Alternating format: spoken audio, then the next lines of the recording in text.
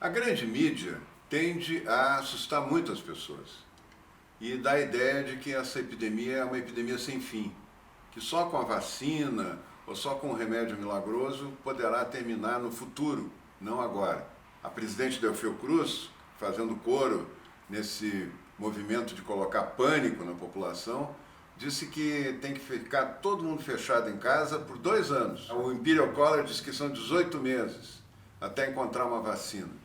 Isso não tem sentido numa epidemia viral. As epidemias virais têm um curso e é importante que a população saiba como funciona, que a população saiba como começa, como evolui, em que momento que as curvas se desenham de subida e descida da epidemia e quando a epidemia vai para o fim. Para isso eu fiz aqui um esquema simples que mostra a linha do tempo. Essa aqui é a linha do tempo do contágio de uma epidemia. Aqui é o momento que a pessoa se contamina, é o dia 1.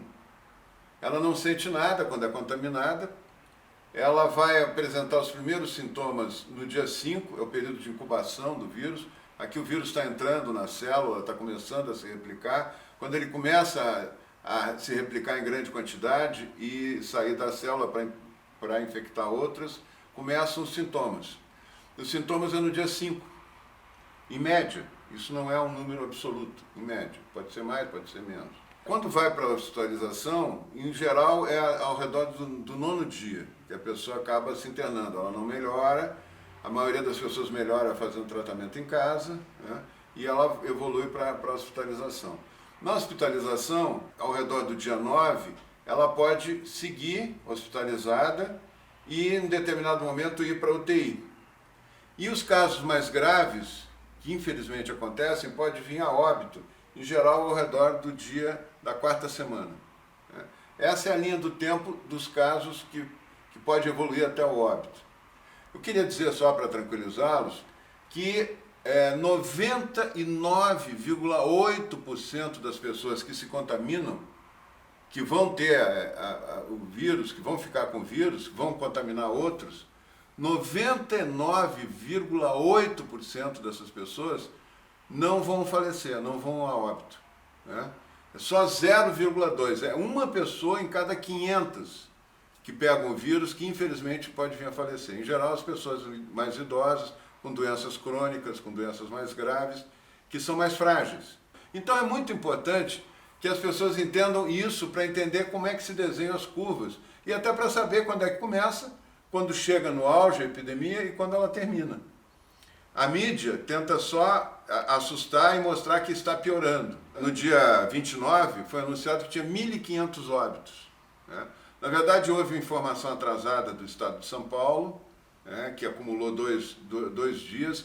Houve um número em torno de 500 e poucas pessoas que vieram a falecer em 3 dias, e 1.000 e tantas pessoas faleceram em 60 dias anteriores. E essas notificações atrasadas, elas vêm todo dia, muita notificação atrasada, elas são jogadas num dia só, como se as pessoas tivessem vindo a falecer naquele dia. Dá a falsa impressão que está piorando a epidemia, quando ela, na verdade, ela já passou o ponto mais grave da epidemia. Os óbitos, por exemplo, essa curva dos óbitos aqui está ao redor do dia 15 de maio, o pico dessa curva.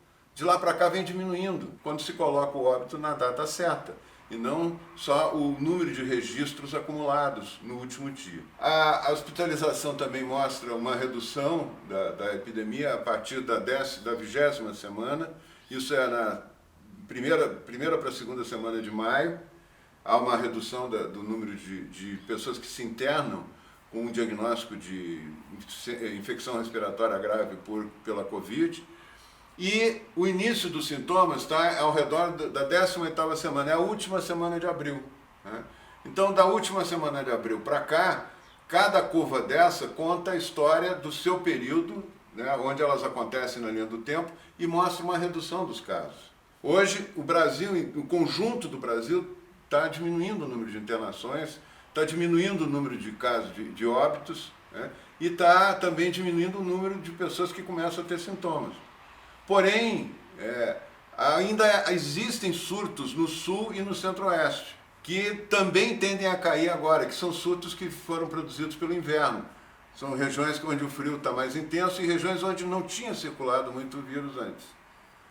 Somando tudo, a tendência é de queda. No sul começa a cair nas próximas semanas, essa semana começa a cair, nas próximas semanas deve terminar.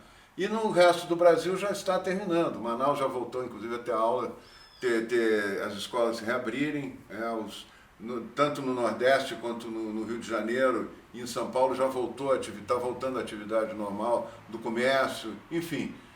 A epidemia está indo para o fim. É isso que é importante as pessoas saberem. Ela não está piorando. Ela não vai ser uma coisa interminável que vai tornar a vida de vocês insuportável. Não tem motivo nenhum para achar que está piorando. Ela está melhorando. Esses dados que vocês estão vendo são dados do Ministério da Saúde. É um boletim que toda semana o Ministério da Saúde publica com dados concretos, recolhendo todas as informações de todos os estados.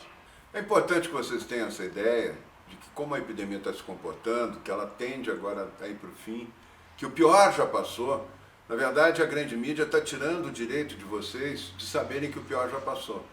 Isso é que eu acho a coisa mais triste que a grande mídia está fazendo. Estimulando o pânico, estimulando o medo. O pior já passou, a epidemia tende a terminar e vai terminar muito antes de ter uma vacina. Isso é uma informação também importante. As vacinas demoram para ser produzidas.